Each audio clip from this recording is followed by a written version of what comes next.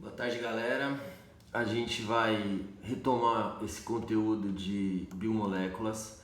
Lembrando que nós temos dois tipos de moléculas. Nós temos moléculas que são orgânicas, ou seja, aquela que os organismos conseguem sintetizar. Isso vale tanto para organismos animais quanto para organismos vegetais. Então você tem aí, moléculas inorgânicas são aquelas que o seu corpo não é capaz de sintetizar. Então você tem que pegar essas substâncias via alimentação principalmente, tá? Então você tem lá proteínas, glicídios, que são açúcares, gorduras, tá? Que são os lipídios, e os ácidos nucleicos. Até aqui super tranquilo. E inorgânicas são aquelas como água, apesar da água ser um conceito básico da vida, né? É a base da vida. Ela é um composto inorgânico, assim como sais minerais e vitaminas, tá? Então aqui você tem a constituição química dentro das células e percebam que a primeira barra mostra a quantidade de água dos organismos, tá? Então isso numa relação com a idade e com o peso, ok? Então você tem uma grande quantidade de água, 75% mais ou menos a média num corpo adulto composto por água. Aqui nós temos a estrutura molecular dos compostos orgânicos: açúcares, lipídios, proteínas e ácidos nucleicos. Lembrando que os organismos são formados por compostos, por átomos como carbono, hidrogênio, oxigênio, nitrogênio, fósforo e enxofre, que a gente chama de chomps, tá? Que eu já tinha mostrado em aula para vocês. Vamos entender um pouquinho aí da proteína. Perceba que a proteína ela é formada por um radical do lado esquerdo do que você está vendo escrito aminoácido, né, que é o composto básico de um protídeo ou de um prótido, formado por um radical amina, e do lado esquerdo um radical ácido carboxílico. Amina mais ácido forma o aminoácido. E que o peptídeo, que é a base para formar uma proteína, ele é uma ligação entre aminoácidos, tá? Então você tem aqui duas formações, tá? Dois radicais que vão formar um peptídeo. Quando esses peptídeos se ligam, eles formam uma proteína, tá? Então dois aminoácidos formam uma proteína, ok? Então tá aqui a formação de um composto, um radical amina e um grupo carboxílico ou carboxilo, tá? Esse radical ele pode se distinguir porque você pode ter outras ligações para que eu forme outros compostos, ok? Aqui é a estrutura de uma ligação peptídica, e toda vez que eu tenho uma ligação peptídica, você perceba que há perda de água, assim como em glicídios, que eu comentei com vocês em aula, tá? Então, você quando junta aminoácidos, tá? Você tem a perda de uma água, tudo bem? Tranquilo até aqui? Fácil, né? Estrutura primária de uma proteína, ela é linear, uma ligação linear numa cadeia polipeptídica formada por inúmeros aminoácidos. Já a estrutura secundária é uma dupla hélice, então perceba que ela tem lá várias ligações, tá? E formam dois tipos, o que a gente chama de alfa-hélice, que é curvada, e beta pregueada, tá? Que você vai formando ligações com pontes de hidrogênio, formando como se fosse a serra, né, de uma faca.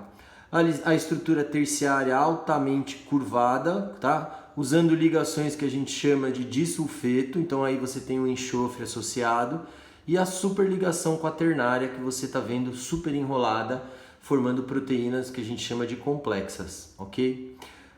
Estruturas e características e funções das proteínas. Estrutural, colágeno, é o que dá a elasticidade da sua pele. Enzimática, eu comentei um pouco tanto com a primeira série quanto para a terceira, porque aqui o conteúdo é o mesmo. Amilase salivar, que é uma enzima que é capaz de digerir amido. Transporte a hemoglobina, tá? Que faz parte da estrutura do sistema circulatório.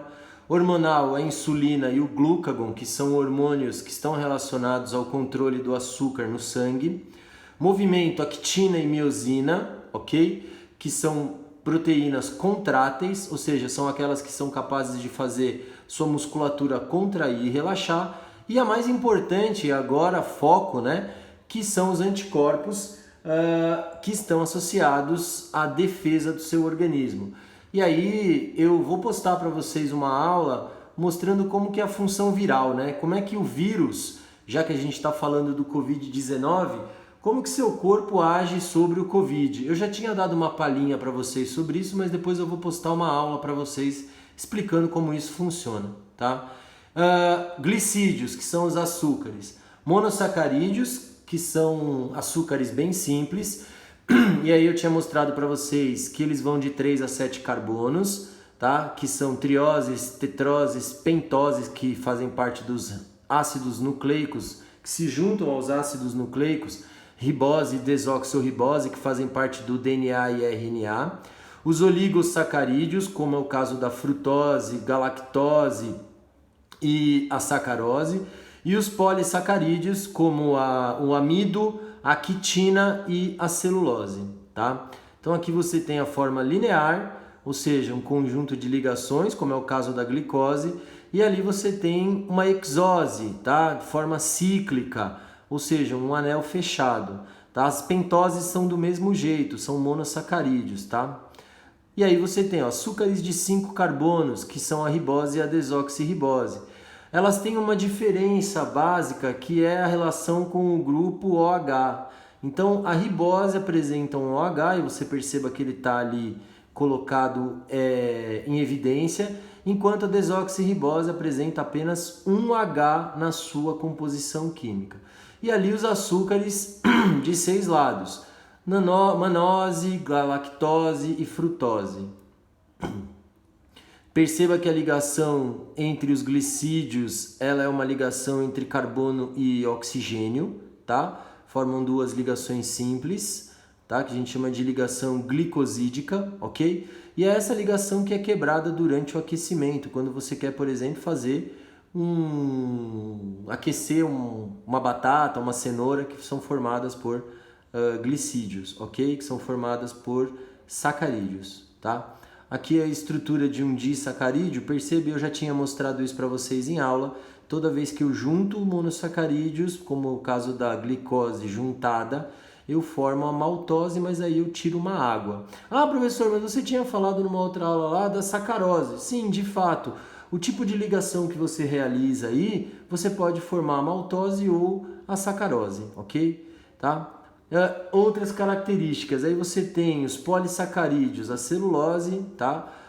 O glicogênio que está armazenado no seu fígado e no seu músculo, que é uma substância de reserva, e também o glicogênio está nos fungos, ele está lá como parte de reserva dos fungos. E o amido, que é o mais utilizado pelas plantas, é um super anel aí formado por N glicoses, ou seja, formado por várias glicoses, ok? Características e funções dos glicídios: energética, a glicose, reserva, o glicogênio e o amido, estrutural, celulose, quitina, tá? Que a gente já tinha falado com vocês, que eu já tinha comentado com vocês, que a quitina ela faz parte do exoesqueleto de artrópodes, tá? Então você tem aí a celulose, também na parede celular de plantas. E regulação, que são as fibras, tá? Que são feixes que formam os vegetais, tá? Gorduras, glicerídeos, tá? Que são mais simples. Fosfolipídios, que fazem parte da membrana plasmática, que é assunto do capítulo 4, tá? E os esteroides, como hormônios, por exemplo, anabólicos, né? Os esteroides anabolizantes, tá? Super complexos, ok? Então olha só como funciona a estrutura, né? Então aqui você tem os ácidos gordos, que são aqueles insaturados, ou seja, apresentam ligações duplas, tá? Como característica, como o ácido linoleico, tá? Então essa é uma característica importante, ok? E olha só, saturados são aqueles de ligações simples entre carbonos, tá vendo? Ah, mas tem uma dupla O ali, Fabrício. Sim, mas essa dupla O está na ponta da cadeia, não está no meio da cadeia, ok? Não é uma substância orgânica insaturada, ou seja, ligações de heteroátomos, ou seja, átomos diferentes do carbono, tudo bem? Então aí você está vendo o ácido palmítico e o ácido esteárico, foi mal, errei, tá? E ali um fosfolipídio, tá? Que faz parte da membrana plasmática, ok?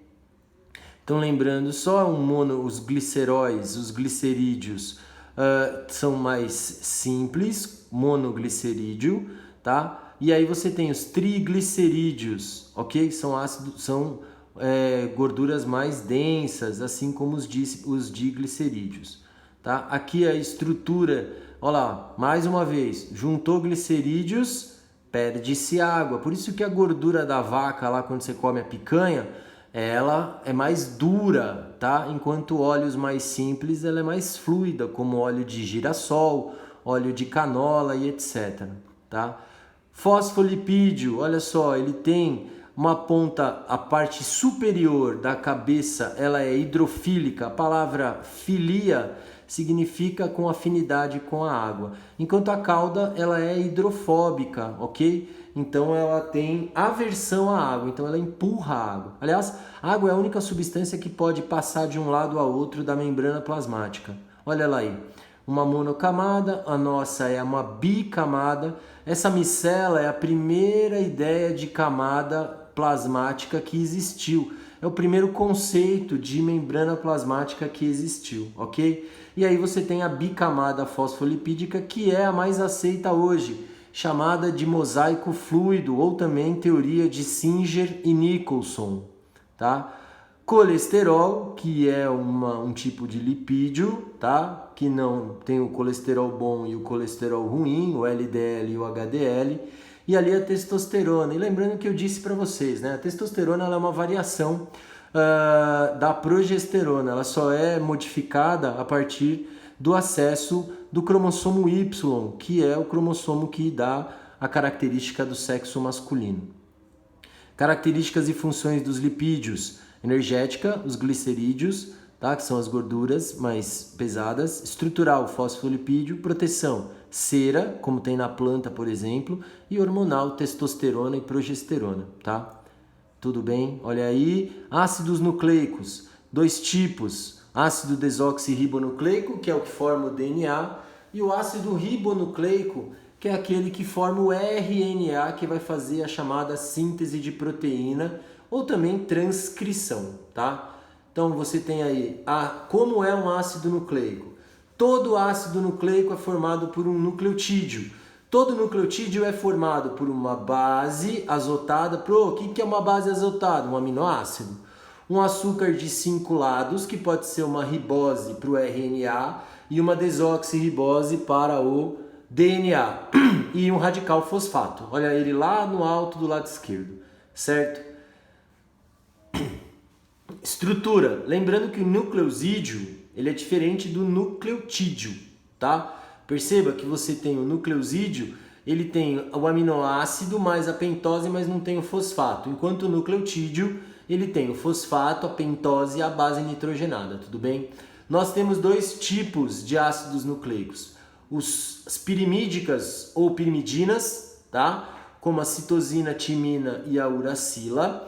E as púricas ou purinas, chamadas de adenina e guanina. Essas fazem parte do nosso DNA. Então elas são parte estrutural do nosso DNA e do nosso RNA, beleza? Galera, o negócio é o seguinte, eu vou parar aqui nesse primeiro momento, porque depois eu quero trabalhar isso com vocês, a parte de ácidos nucleicos, que ela é uma sequência no nosso capítulo. Beleza? Certinho? Um beijo pra vocês. Olha que não é que eu tô com saudade de vocês? A gente se vê por aí. Beijo.